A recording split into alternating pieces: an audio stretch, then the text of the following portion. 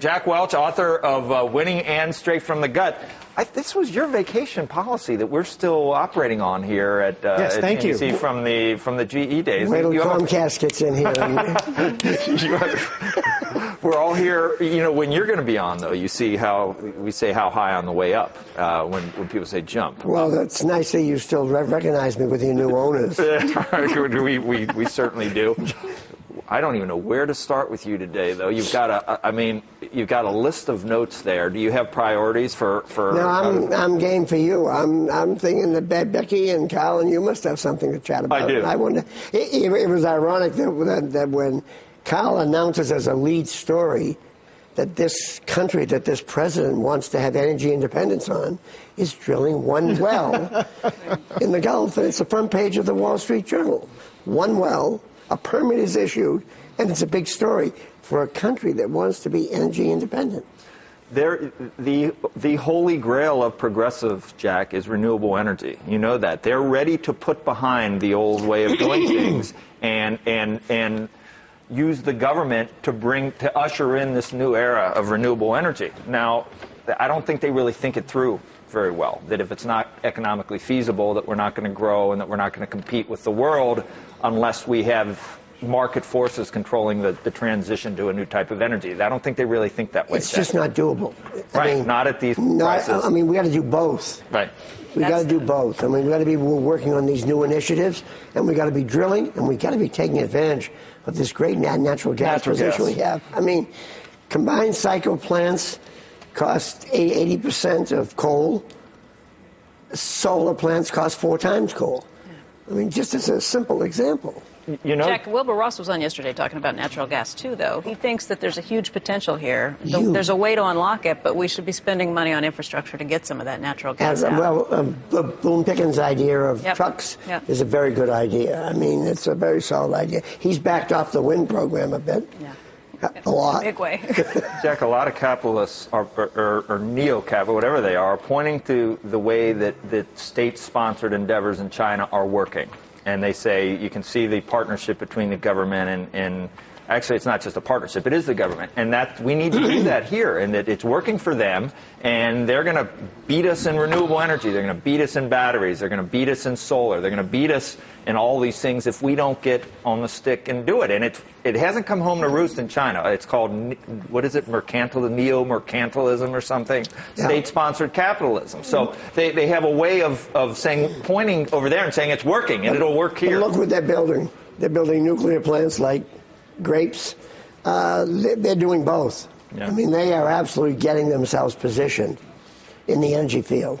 When you heard, I saw some of the stuff in your notes about social responsibility for corporations. When you, in my notes? I saw something, but all right. Okay, so you've got the president who has tacked to the center, and there's some, people say you got to walk the walk and talk the talk. And Buckley yesterday from 3M was saying it's still an anti-business environment, and we can go to Canada, we can go to Mexico, and it's on the margin. Corporations are going to go where they need to go, where they feel that they can do business best.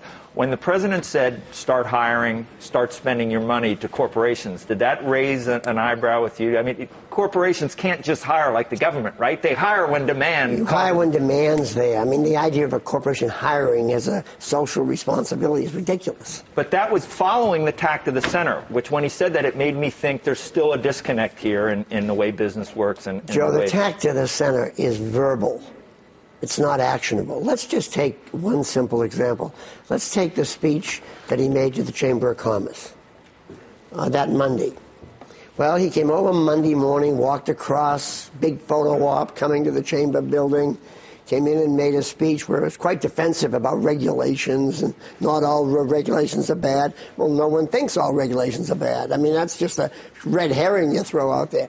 But more importantly, that Friday afternoon, with a stroke of the pen, he unionized 43,000 TSA workers.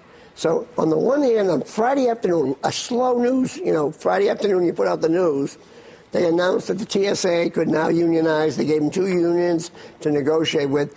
43,000 dues-paying members all of a sudden showed up on a Friday before the Monday speech and never mentioned a word of it. Another public union, right? public to union. negotiate with a monopoly. They can't go out of business. Can't go out of business. But, I mean, he did that Friday afternoon. Now, that's card check the back way.